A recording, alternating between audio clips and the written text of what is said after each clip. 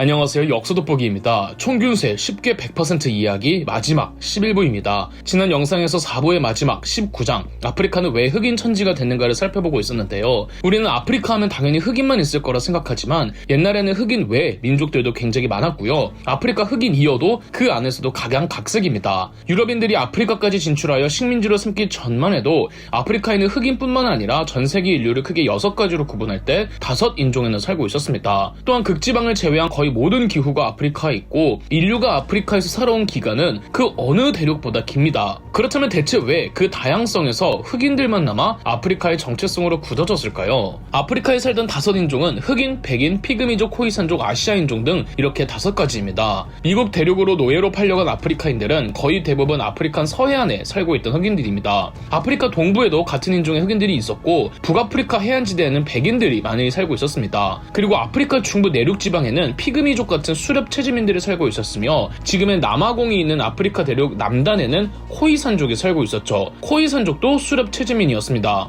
영화 부시맨이 바로 이 코이산족을 다룬 영화이며 오늘날 코이산족은 과거에 비해 그 수가 매우 줄었습니다. 유럽 이주민들이 많은 코이산족을 사살하거나 쫓아내거나 감염시켰기 때문이죠. 오늘날 남아공에는 살아남은 소수의 코이산족이 백인과 결혼하여 혼혈 인종들이 다수이죠. 이제 아프리카 문화권을 어족으로 분류해보자면 현재 아프리카에는 1500개나 되는 언어가 섞여 있고 이 언어들은 크게 5어족으로 분류됩니다. 인종별 분류와 어족별 분류가 거의 일치하는데요. 아프리카 중부 내륙 지방에 분포하고 있는 피그미족만 특정 어족이 없습니다. 아울러 피그미족이 아프리카 중부 내륙 지방의 특정 지역에 집중되어 있지 않고 여러 곳에 분산되어 있는데 이로 말미암아 아프리카 중부 지역에 있던 피그미족은 유럽이나 근동 지역의 문명에 영향을 받은 북아프리카의 흑인 농경민들에게 고향을 뺏겨 뿔뿔이 흩어졌고 그 결과 피그미족은 흑인들의 언어를 사용하였고 원래 사용하던 언어는 흔적을 찾기 어렵다는 역사를 지닌 것으로 보고 있습니다. 그럼 이제 아프리카의 식량 생산을 살펴보겠습니다. 아프리카의 토종, 작물 식량을 본다면은 사헬지대에서 수수가 있었고 서아프리카의 곡류 및 콜라 열매, 아프리카 동부 고원지대 에티오피아의 커피나 테프라는 곡류가 있었습니다. 흥미로운 건 이 원산지들이 전부 적도 이북이며 적도 이남에 토종 농작물은 전혀 없다는 거죠. 식량 생산이 문명 발달의 차이를 야기한다는 결론이 나왔으니 이로 짐작컨대 적도 이북에 있던 흑인 농경민들이 적도 부근이나 그 이남의 피그미족과 코이산족을 손쉽게 교체했다는 걸 알 수가 있겠죠. 피그미족이나 코이산족이나 그들이 지능이 낮거나 그런 이유로 농경을 못했다는 게 아니라는 겁니다. 우리는 보통 아프리카의 농경은 나일강 하류, 고대 이집트에서 먼저 시작하지 않았을까 하고 합리적인 의심을 하게 되지만 실제로 아프리카에서 가장 먼저 시작한 농경지는 사하라 사막이었다고 해요. 만년 전쯤 사하라 사막은 사막이라기보다는 강우량도 많고 호수도 많았으며 사냥감도 풍부했다고 합니다. 사하라 사막 사람들은 소를 사육하면서 토기도 만들고 양과 염소도 사육하고 사하라 사막 주변의 사헬지대에서는 수수와 기장도 작물화했죠. 사하라 사막에서 시작한 농경은 아프리카 동부 에티오피아로도 전해집니다. 에티오피아도 농경을 하기 최적의 공간이라 에티오피아 나름의 농경을 만들어냈는데 이 모든 영향을 받은 북아프리카는 지리적으로 메소포타미아 지역의 우수한 문물까지 받아내며 아프리카에서 가장 빨리 그리고 가장 큰 문명을 만들어냈으며 또한 아프리카의 농경을 시작시킨 아프리카 2군의 아프리카 흑인들은 더 내륙 지방으로 들어가 수렵 채집민들을 대거 교체해버렸습니다. 그중 살아남은 건 피그미족이니 어쩌면 피그미족이 그나마 다행이라고 할 수 있죠. 그렇게 아프리카는 흑인 천지가 된 겁니다. 이 과정에서 코이산족도 밀리고 밀려서 아프리카 남단까지 내려가게 된 거고요. 그렇다면 흑인 농경민들이 아프리카 중남부를 다 차지했으면 아프리카 전체에도 농경과 목축이 퍼지지 않았겠느냐고요? 불행히도 그렇게 되지 못했습니다. 우선 아프리카에는 가축화하지 못하는 야생종이 많아 가축동물의 종이 제한적이고 대신 유라시아에서 건너온 가축종들을 가축했지만 이건 북아프리카 한정이었죠. 이건 작물화할 수 있는 야생식물도 마찬가지입니다. 또한 아프리카 대륙이 아무리 커도 유라시아 대륙의 절반 정도이며 동서축이 아니라 남북축으로 길다 보니 아프리카 최남단으로 밀려간 코이산족들에게는 농경이 전해지지 못했습니다. 또한 아프리카 전역에 퍼진 흑인 농경민들이었지만 퍼지고 보니 농경을 하기 어려운 지역들이 너무 많았던 거죠. 뭐 사막이나 야생동물 드글드글한 초원지대나 열대우림 등등에 가로막혀서요. 자, 이것으로 4부의 마지막 장이 끝나고 4부로 구성되어 있던 모든 내용이 끝났습니다. 마지막 에필로그 한 챕터가 남아있습니다.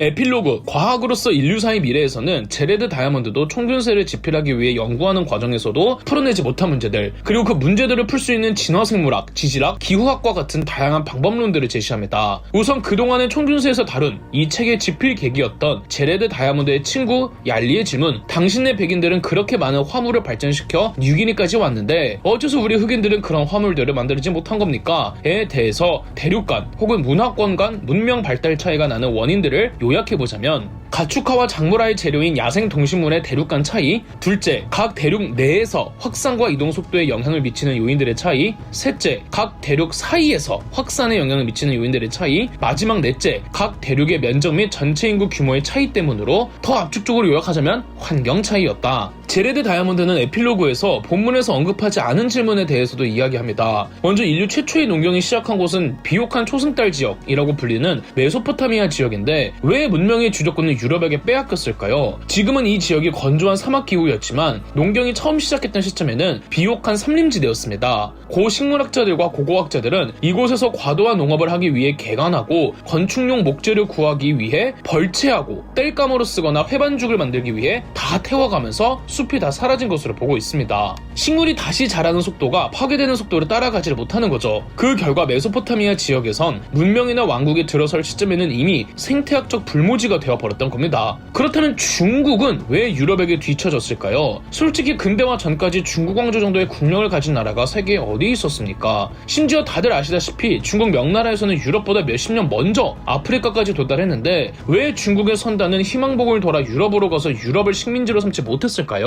정치 때문이었습니다. 유럽에선 대항해 시대에 나간 이들이 궁정의 지원은 받았지만 그것을 주도한 건 국가가 아니었습니다. 국가는 투자만 한 거죠. 반면 중국의 대항해는 100% 국가에 의한 것으로 국가 혹은 황제가 군벌이나 해상 세력이 등장하는 걸 원치 않아 외교와 무역을 폐쇄적으로 걸어 잠가버리면은 나갈 수가 없는 겁니다. 이게 일찍 중앙 집권화된 역사의 역설 중 하나입니다. 반면에 만성적 분열에 시달리던 유럽은 정치적 독립체들이 힘이 강해 팽창할 수 있는 여건이 마련되었고요. 강력한 전제군주제 기반의 중국에서는 어느 한 폭군의 결정은 전 국가적 기술 혁신을 중단시킬 수 있는 법이랍니다. 제레드 다이아몬드는 역사 또한 과학적 방법론에 의해 연구되고 분석될 필요성을 역설합니다. 제레드 다이아몬드는 아직까지 자신의 연구로도 풀지 못하는 인류사의 여러 문제점들이 있다고, 이제 인류의 역사도 천문학, 지질학, 진화생물학처럼 널리 인정받는 역사적 과학과 어깨를 나란히 할 수 있도록 하나의 과학으로 발전시키자고 말하죠. 예컨대 대륙 간 문명 발전의 차이에 영향을 주는 요소 중 하나가 문화적 요인도 있을 겁니다. 환경과 무관하고 처음에는 별로 중요하지 않을 것 같았던 어떤 특이한 문화적 요소가 나중에는 큰 영향력을 가진 장기적 문화적 특징으로 발전할 수도 있는데, 이러한 문화적 요소에 대한 연구도 환경적 요인들의 영향을 과학적으로 파악한 뒤에 여전히 알쏭달쏭한 문화적 요소에 의한 역사적 경향들에 집중하면 풀어낼 수 있다고 하죠. 끝으로 총균세의 마지막 단락을 읽어드리겠습니다. 과학 분야 중에서 역사가 그리 중요하지 않고 작용하는 변수들도 소수에 지나지 않은 분야의 문제들을 이해하는 것보다 인류사를 이해하는 게 훨씬 어렵다는 점은 나도 시인한다. 그러나 몇몇 분야에서는 이미 역사적인 문제들을 분석하는데 효과적인 방법론들을 속속 얻어냈다. 그리하여 공룡, 성운, 빙하 따위의 역사는 오늘날 인문학보다 과학에 더 가까운 분야라는 인정을 받고 있다. 그렇지만 우리가 내성을 통하여 훨씬 더 많은 통찰력을 얻을 수 있는 건 공룡의 행동이 아니라 다른 인간들의 행동에 대해서다. 따라서 나는 인간 사회에 대한 역사적 연구도 공룡에 대한 연구에 못지않게 과학적일 수 있음을, 그리고 그것은 어떤 일들이 현대 세계를 형성했고 또 어떤 일들이 우리의 미래를 형성하게 될 것인지를 가르쳐줌으로써 오늘날 우리 사회에도 보탬이 될 것을 낙관하고 있다. 그럼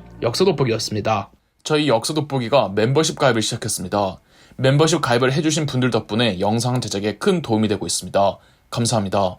영상 재미있으셨다면 구독과 좋아요, 알림 설정까지 해주시면 감사드리겠습니다.